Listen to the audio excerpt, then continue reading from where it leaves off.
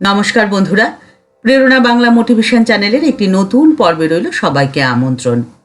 নিরামিষ আমিষ আহার ও ধর্ম, এই নিয়ে প্রায়শই একটা দ্বন্দ্ব চলে আসে সকলের সামনে। নিরামিষ আহার গ্রহণ করলেই কি ধার্মিক, আর আমিষ আহার গ্রহণেই কি ধর্ম নষ্ট হয়, তারা অধার্মিক?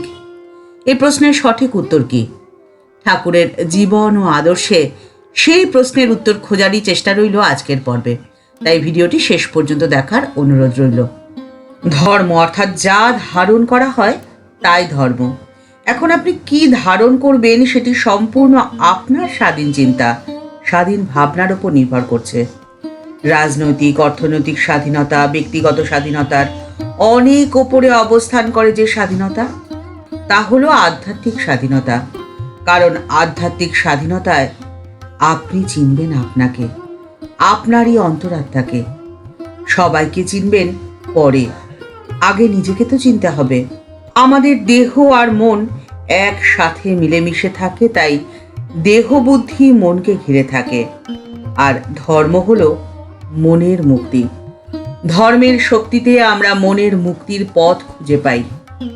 ঠাকুর শ্রী রামকৃষ্ণ পরমহংসদেব দক্ষিণেশ্বর মন্দিরে শিব মন্দিরের সিঁড়িতে বসে রয়েছেন। জ্যৈষ্ঠ মাস, 1883 সাল। খুব গরম পড়েছে। একটু পরে সন্ধে হবে। বরফ ইত্যাদি নিয়ে মাস্টারমশাই এসেছেন ঠাকুরের কাছে। ঠাকুরকে প্রণাম করে তার পদমূলে শিব মন্দিরের সিঁড়িতে তিনিও বসলেন। ঠাকুর মাস্টারকে বলছেন, বুঝলে, মণিমল্লিকের নাচ জামাই এসেছিল। সে কি একটা বইয়ে পড়েছে, ঈশ্বরকে তেমন জ্ঞানী সর্বজ্ঞ বলে তার মনে হয় না। কারণ ঈশ্বর যদি সর্বজ্ঞ হতেন তাহলে এত দুঃখ কেন? আর এই যে জীবের মৃত্যু হয়, তা একেবারে মেরে ফেললেই তো হয়। ক্রমে ক্রমে অনেক কষ্ট দিয়ে মারা কেন? যে বই লিখেছে সে নাকি বলছে যে আমি হলে এর চেয়ে ভালো সৃষ্টি করতে পারতাম। মাস্টারমশাই হাঁ করে ঠাকুরের কথা শুনছেন এবং চুপ করে ঠাকুরের পাশে বসে রয়েছেন। ঠাকুর আবার বলছেন, তাকে কি বোঝা যায়গা? আমিও কখনো তাকে ভাবি ভালো, কখনো বা ভাবি মন্দ। তার মহামায়ার ভেতর তিনি আমাদের রেখেছেন। কখনো তিনি হুঁশ করেন, আবার কখনো তিনি অজ্ঞান করেন। একবার অজ্ঞানটা চলে যায়, আবার ঘিরে ফেলে। ঠিক যেমন পুকুর পানা ঢাকা, ঢিল মারলে খানিকটা জল দেখা যায়, আবার খানিকক্ষণ পরে পানা নাচতে নাচতে এসে সেই জলটুকুও ঢেকে ফেলে।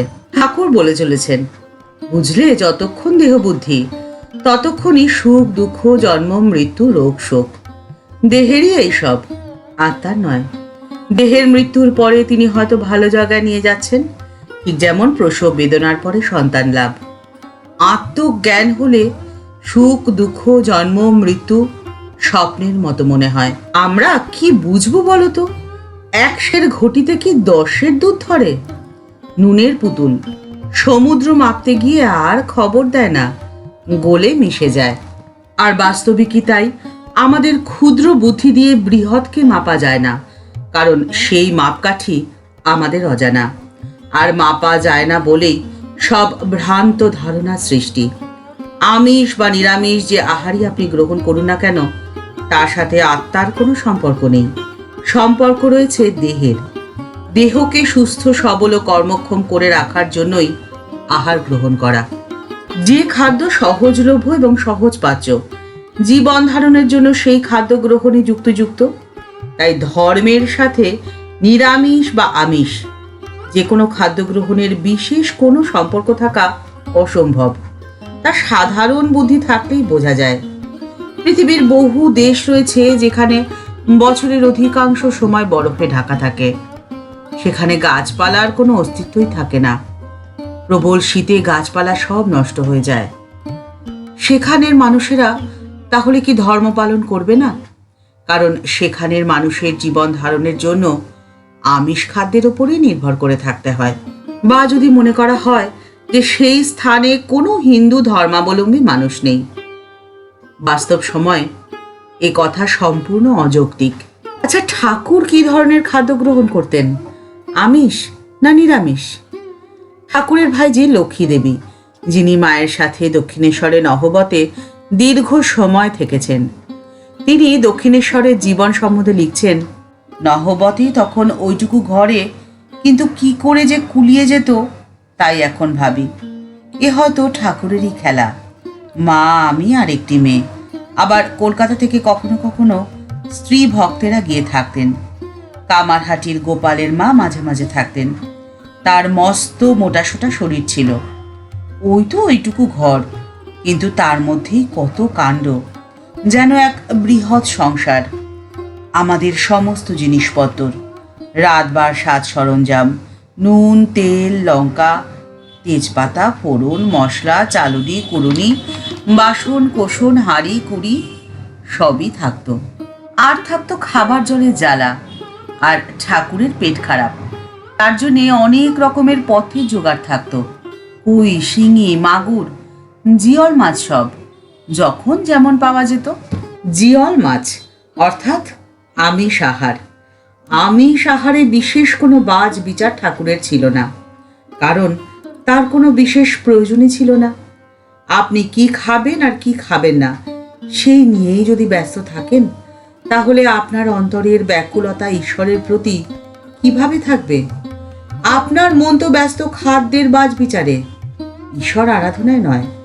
ঠাকুর বলছেন, পূর্ণ জ্ঞান হলে বাসনা যায়, তখন বালকের স্বভাব হয়। ছোট শিশুকে মা যখন খাইয়ে দেন, তখন সেই শিশু জানেই না যে সে কি দিয়ে খাচ্ছে। মা দিচ্ছেন আর সন্তান পরম বিশ্বাসে তা মুখে তুলে নিচ্ছে। ঈশ্বরের সাথে সম্পর্ক তৈরি করতে হবে সেই রকম বিশ্বাস নিয়ে, সেরকম ভালোবাসা নিয়ে। বিশ্বাস আর সরলতাই হলো ভক্তিপথের প্রধান দরজা।